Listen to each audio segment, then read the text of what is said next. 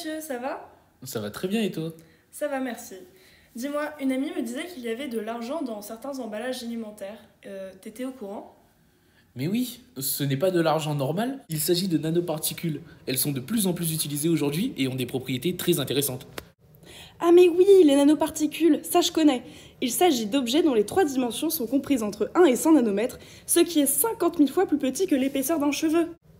Exactement, ce sont vraiment des choses très petites. C'est même très difficile à concevoir pour un être humain. Je sais qu'on les étudie beaucoup depuis les années 90. Et malgré le fait que les connaissances soient limitées, on les utilise dans de nombreux domaines, comme en imagerie médicale, en tant que produit de contraste, ou bien en cosmétique. Mais mon savoir sur ce domaine s'arrête là. Tu y connais quelque chose, toi? Oui, j'ai récemment travaillé sur les nanoparticules de soufre. Je t'explique ça si tu veux. Oui, avec plaisir. Alors j'étais au labo et j'ai d'abord commencé par synthétiser les nanoparticules de soufre. Ah ouais? Et comment t'as fait?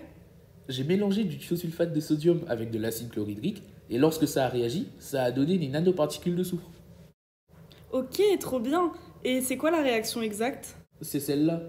Mais en réalité, c'est une réaction simplifiée car le soufre passe par de nombreux états. Ok, et t'as fait des expériences avec? Oui, j'ai regardé la variation de leur taille en faisant varier différents paramètres. Ok, et pourquoi c'est intéressant de regarder comment évolue leur taille?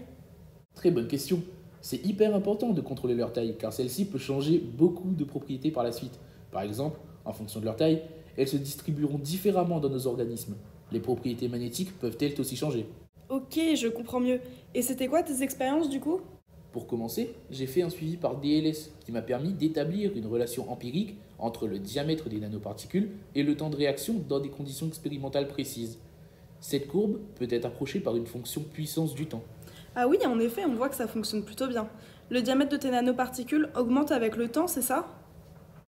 Oui, il est ainsi possible d'estimer un diamètre de nanoparticules pour chaque courbe d'absorbance et de tracer le maximum d'absorbance de la solution colloïdale en fonction du diamètre approché des nanoparticules. Regarde. Et tu sais si les nanoparticules sont stables? Des mesures de zétamétrie m'ont permis de voir que nos particules n'étaient pas très stables malheureusement, mais cela ne nous empêche pas de les étudier. Et as-tu regardé l'influence de la quantité de thiosulfate de sodium sur la formation des nanoparticules? Oui, l'ajout de thiosulfate va permettre d'avoir des particules plus grosses plus rapidement.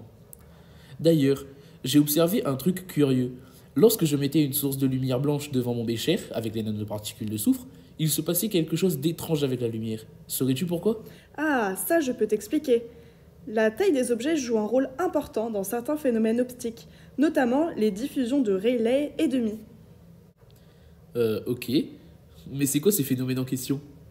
La diffusion de Rayleigh est un mode de diffusion particulier, et elle s'opère lorsque la taille des particules est bien inférieure à la longueur d'onde du rayonnement incident. D'où le lien avec la taille de tes nanoparticules. Et peux-tu m'expliquer un peu plus? Oui, lorsque la grande longueur d'onde arrive sur la petite particule, il apparaît une oscillation du barycentre des charges négatives, et donc un rayonnement. De plus, la diffusion de Rayleigh est caractérisée par une évolution de la puissance transmise en 1 sur lambda puissance 4. Mais oui, c'est ce que j'ai observé, regarde. En rouge, c'est l'expérience que j'ai faite en traçant l'absorbance en fonction de la longueur d'onde, et en pointillé, il s'agit bien d'une fonction en 1 sur lambda puissance 4. Cette courbe rouge a été tracée au début de notre expérience. Ah oui, cette courbe est top.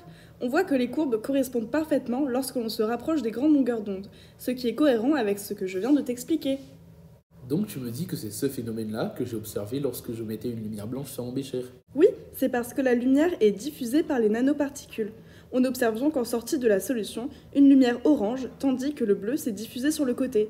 C'est un peu comme les couchers de soleil, tu vois. Ok, et est-ce qu'on peut observer ce phénomène dans d'autres contextes? Mais tout à fait. Par exemple, les quelques jours où il fait beau à Paris, on peut observer un ciel bleu durant la journée. Cela est dû au fait que la longueur d'onde du bleu est assez petite, et donc elle est plus diffusée par les particules de l'atmosphère. C'est pourquoi le ciel est bleu. Ok, je vois un peu mieux ce qu'est la diffusion de Rayleigh. Tu m'avais aussi parlé de la diffusion de Mie. Peux-tu me dire ce que c'est? Cette fois, c'est quand la taille des particules est voisine de la longueur d'onde. Donc, quand tes nanoparticules de tout à l'heure deviennent plus grosses. La couleur blanche des nuages est expliquée par cela. Tu peux m'en dire un peu plus? Oui, cette diffusion est aussi un mode de diffusion élastique, mais beaucoup moins sélectif que la diffusion de Rayleigh, et proportionnelle cette fois à 1 sur lambda. Contrairement à la diffusion de Rayleigh, la diffusion de Mie est anisotrope. On n'observe pas la même chose selon différents points de vue. En parlant de phénomènes optiques, Je faisais des mesures d'absorbance et mes courbes devenaient bizarres plus le temps avançait. Tu sais si c'est lié? C'est effectivement lié. Durant tes expériences, il n'y avait pas que de l'absorption, mais aussi de la diffusion. Et plus la réaction avançait, plus les nanoparticules grossissaient. En effet, si tu regardes les premières courbes, on a quelque chose qui ressemble à ça. C'est bien caractéristique du régime de Rayleigh, cohérent avec des petites particules. Maintenant, si tu regardes cette courbe-là, je sais directement que tu l'as obtenue plus tard dans la réaction, car elle est caractéristique du régime de Mie, avec des particules qui ont donc grossi. Ok, merci beaucoup Olivia. Je comprends mieux le rôle de tout ça, même en optique maintenant. Les nanoparticules ouvrent la voie vers tellement d'études possibles, ça devient presque passionnant.